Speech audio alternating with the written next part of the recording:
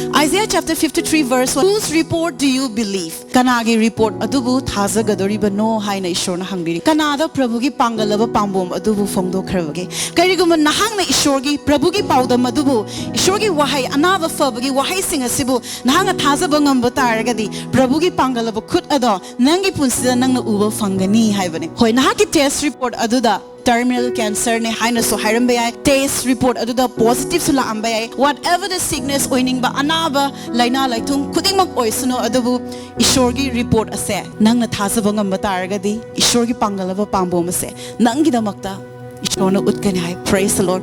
Adu ibataragadi ishorna nangi damakta hairiba report ase karino mahakna sakfam onba makai mahakpu disfigure oiba makai mahake sadong ase fakpu makai mahakpu fuvi kibane mahake hakchang dagi ta kiba ikheng mayam mahake hakchang da kai kiba chaifam mayam do madu kari maram gi damaktra nahaki test report adubu hongtokna nabagi damaktane karigumba nahanga thazaba ngamba taragadi ishorgi report adubu ishona nangi damakta anoba report ama sembiri. Praise the Lord. Madugi report adu karino Isaiah chapter 53 verse 5 ta hak pasarake adubu aikhoi gi langjaba pap ki damakta mahak puso khanki aikhoi gi ayol aran gi damakta mahak ki sakfam onba makai fubiki aikhoi ne ingthaba fangnana bagi damakta chumthok piba do mahaki mathakta taki aduga mahaki chaifam adugi mapalna ai nawa fajari. Praise the Lord. Hallelujah.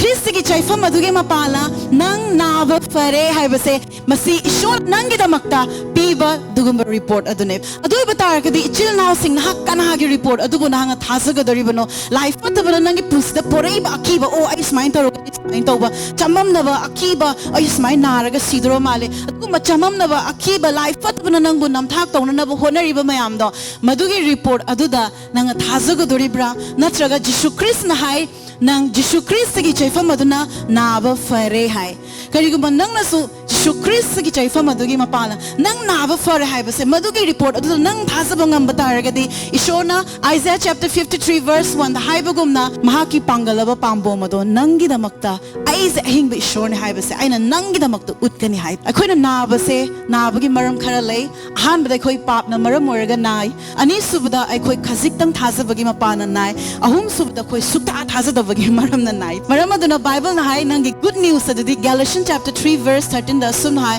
Krishna nangbo well ya thangi shirap tegi handok pire hai ishorgi machanu paduna ningkha tamandi batar kadi nahak taseng namaki ningkha tamlabani oining ba fiva murti khuding mak singa sigi mathakta ishorna nga sigi numit asida nangonda amuka hana hangli is there anything too hard for the Lord ai from the kari aruba laibage. Praise the Lord.